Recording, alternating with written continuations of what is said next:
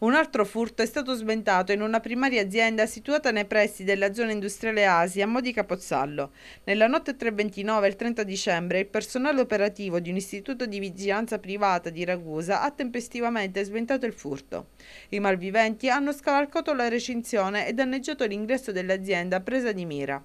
Una volta introdotti all'interno del capannone hanno cercato di manomettere la centralina di allarme, ma il tentativo è stato del tutto vano. Infatti, l'operatore della centrale operativa, allertato dalle prime segnalazioni e dai successivi messaggi di sabotaggio, ha inviato immediatamente sul posto una pattuglia, alla cui vista i ladri hanno desistito dall'intento criminoso. Il collegamento diretto dell'impianto di allarme dell'azienda alla centrale operativa dell'istituto di vigilanza ha permesso l'intervento immediato ed ha consentito di sventare il furto.